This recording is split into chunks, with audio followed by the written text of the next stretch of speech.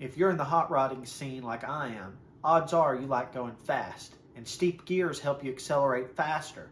So let's talk about 456 gears and are they too much for the street?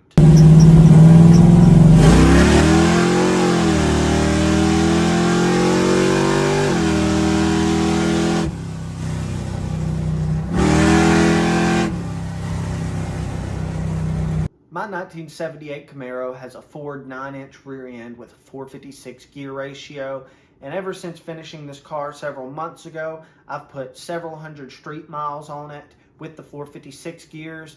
So is that too much for the street? Let's talk about that. But before I do, I'm going to direct you over to a website I use that has a really good gear ratio calculator. I'm not sponsored by them, but I have used this website for a while. It's called blocklayer.com, and it lets you put in a lot of different gear ratio parameters, including your transmission gear, your rear end gear, your converter slip percentage, and it shows you the speed and RPM based on the parameters you input. You also, of course, put your tire size.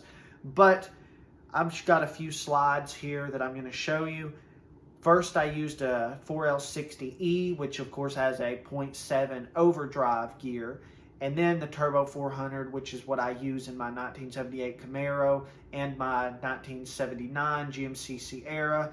Both of them have a 28-inch tall rear tire, a 275/60/15. So that's what I inputted into this calculator. A good tool. Definitely check it out. So first we're going to look at the 4L60E with the 456 gear. So as you can see, at 2,700 RPM, it's doing 70 miles an hour. 100% streetable. You've got an overdrive gear. 2,700 RPM on the highway, that will be decreasing your fuel mileage a little bit, but you're not going to be putting excess wear on your engine. I mean, of course, a little bit because you are running 1,000 RPMs higher, but it's pretty minuscule at that point. 100% streetable, do it. Now the Turbo 400 is a different story. Let's talk about it. As you can see in the next slide, at 2,700 RPMs, you're doing 49 miles an hour in a Turbo 400. 50 miles an hour is a pretty common speed limit you'll find. So 2,700 at 50 miles an hour, that's a decent amount of RPM, but it's nothing too crazy. But next slide, you will see that at 65 miles an hour, you're doing 3,550 RPMs. So that's about the point with a small block Chevy where I'm not comfortable cruising at any higher RPM than that. 3,500 is about the max I would cruise at. You're at the point there where it can handle it, but you're putting excess wear on your engine at 3,500 RPMs. I've read stories of people driving 3,500 RPMs cross country on the forums. You'll read tons of stuff on the forums, but it certainly will decrease your life a little bit opposed to a highway gear. So 65 miles an hour, 3,500 RPMs, that is the fastest you can really cruise with 456s. I wouldn't go any higher than that. You're talking about interstates where it's 70 or 75 miles an hour. I wouldn't even try. You'll be the slowest car on the interstate. So are the gears streetable? They are to an extent. There's some roads you just don't travel on when you got such a steep gear ratio. But again, this is with a 28-inch tall tire. So if you go down to a 26.6, like the very common 295/50/15, which I have ran in the past, that will further increase your RPM and decrease the max speed you can safely travel.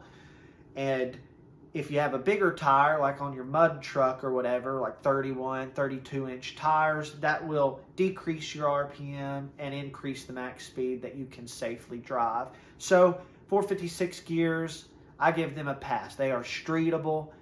They are very aggressive. Like if you look at that 4L60E's 306 first gear with a 456 rear gear, that would be a crazy first gear ratio. That'd be a tire shredder. Now, the Turbo 400 has a pretty weak first gear, 248. So the 456, that gives you an edge on acceleration. Feels really good right out the hole with the 456s. So personally, I'm a fan of the 456s, but it's really pushing it. I would not get a steeper gear than that. And if you're going to be running a tire size smaller than 28 inches, I would definitely consider a 430 gear instead of the 456 gear. But guys, I hope this video helped somebody. Maybe it taught you something. When I start a video like this, it kind of just feels like I'm rambling on with random numbers, just shooting them out left and right. So I hope I didn't confuse anybody. But thank y'all for watching. I hope you enjoyed the video. Here's a little bonus footage for y'all. If you remember, a month or two ago, I swapped in a 305 to sell this Camaro, and it turns out that its cam was flat. It ran okay because it was an exhaust valve. That's one of the previous videos I made, so I'm not going to retell everything. But I decided to go ahead and swap the cam. I had a cheap cam that I had $0 in, so I was like, oh, what the heck, I'll just throw it in. A Summit 1785 cam. But it's looking a lot better than it used to. I'll show a picture of what the engine looked like before I did anything.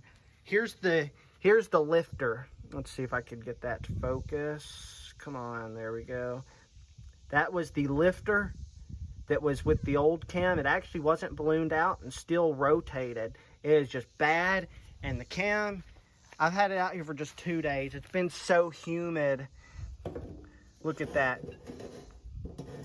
See how flat the exhaust lobe for cylinder 1 is. That sucker was just spinning around on there, not causing any lift at all. So I just wanted to give y'all that update. This car will have a new cam in it. Well, excuse me, it already does, but it should be back on the road very shortly. I've been doing this on these hot, humid summer Texas days, and it's miserable. First ever in-car cam swap. Swap cams mostly on an engine stand in the past, but I figured I'd try my hand at doing it in the car. Really doesn't take that long, just not that hard. This should be running soon. So guys, thanks y'all for watching this video.